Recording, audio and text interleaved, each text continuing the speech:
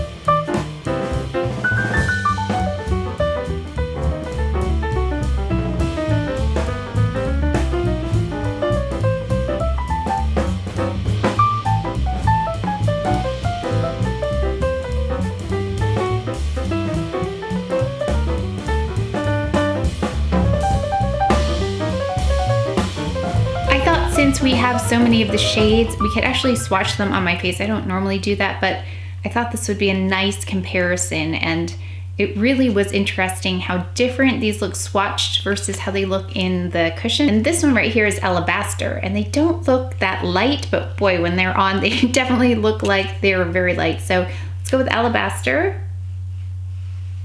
You can see how really light that is. Then we'll go in with this one, which is Aura. I think that might, even though this is a wrong shade, I think you can see the undertone difference. Next, we'll go in with Vanilla. And I actually wonder if I could use that one a little bit in the center. We'll see how it goes.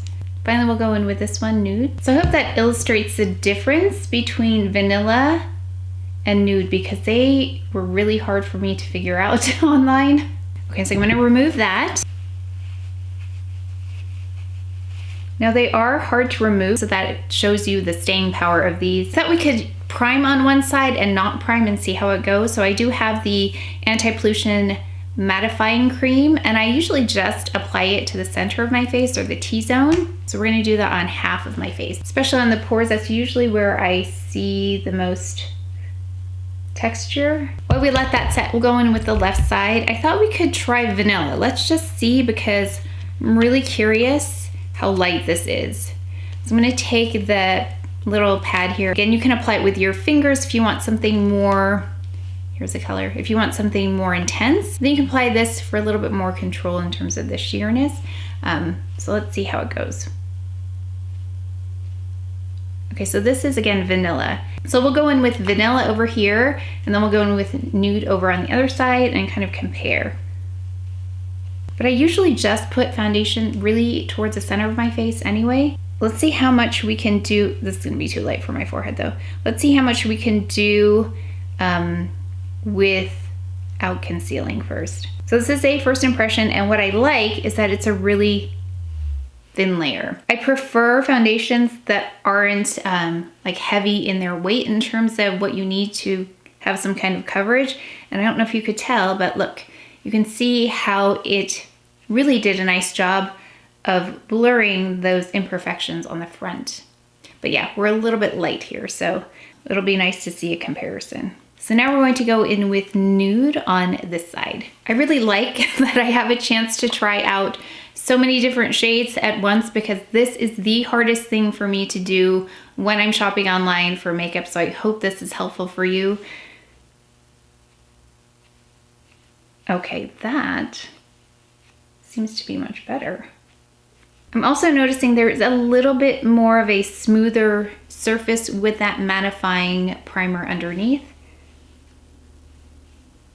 A little bit light for my forehead though, just a little bit, but definitely the right shade for the center of my face. Definitely the nude shade is the best for me. Yeah, you can see the difference. So I hope that is helpful, because like I said, I was just on the fence between vanilla and nude. I didn't know which one. I really wanted that brightness to it, which I get from the Future Skin in Cream.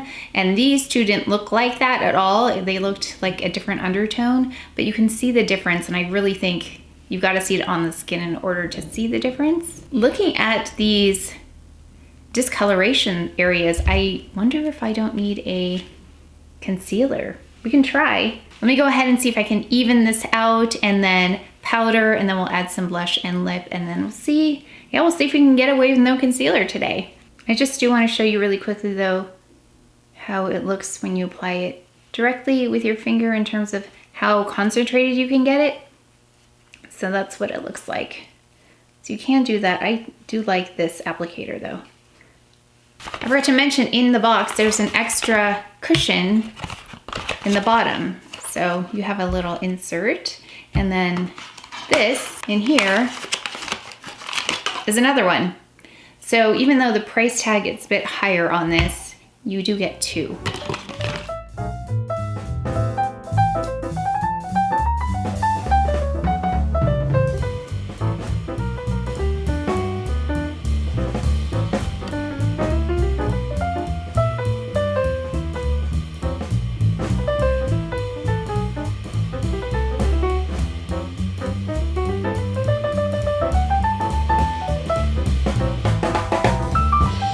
Okay, so here is the final look, no concealer. So that did a really nice job. I wasn't sure what to expect. I love the Future Skin, but it's very different from this foundation. The Future Skin is very much like a skincare product.